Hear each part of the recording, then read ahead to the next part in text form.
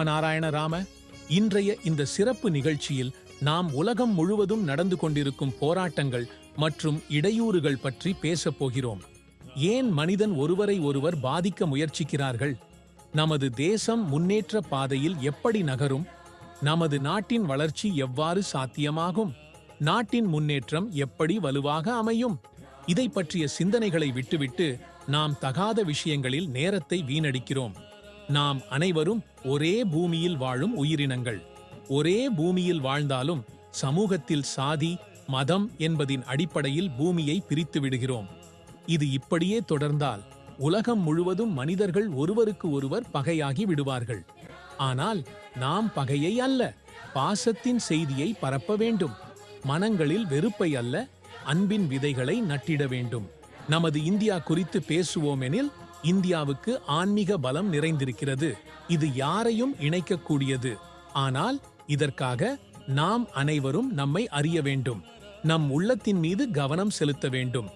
இன்றைய சூழலில் ஒவ்வொருவரும் மற்றவர்களை கட்டுப்படுத்த முயற்சிக்கின்றனர். மற்றவர்களை தழுவி வைத்து பிடிக்கின்றனர்.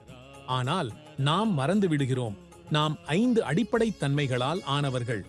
அனைவருக்கும் ஒரே மாதிரியான உள்ளமும் மனமும் இருக்கின்றன. ஆனால் அதை நம் சிந்தனை முறையில் நேர்மறையாக வைத்துக் கொள்வதா அல்லது எதிர்மறையாக மாற்றுவதா என்பது நமக்கே சார்ந்தது.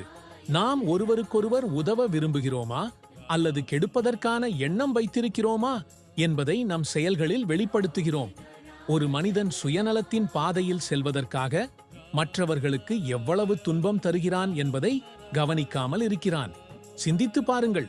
ஒருவரின் மீது முழுமையாக நம்பிக்கையுடன் இருக்கும்போது அவர் அந்த நம்பிக்கையை உடைத்தால் நம்பிக்கை கொண்டவரின் மனதில் என்ன நேரிடும்? எனவே நம் சுயநலத்திற்காக ஒருவரின் நம்பிக்கையையும் உடைக்கக்கூடாது. நம்பிக்கை நம் சக்தி, பொறுமை நம் ஒழுக்கம், அன்பு நம் தன்னம்பிக்கை. இந்த நெறிகளை பின்பற்றி முன்னேறினால் வாழ்க்கை எளிதாகும். வெறுப்பின் அரசியலை நடத்த தேவையில்லை. நமக்கு இயற்கையால் அளிக்கப்பட்ட அனைத்து வளங்களும் வாழ்க்கையை அர்த்தமுள்ளதாக மாற்ற உதவுகின்றன. இயற்கையிலிருந்து கற்றுக்கொள்வது அவசியம்.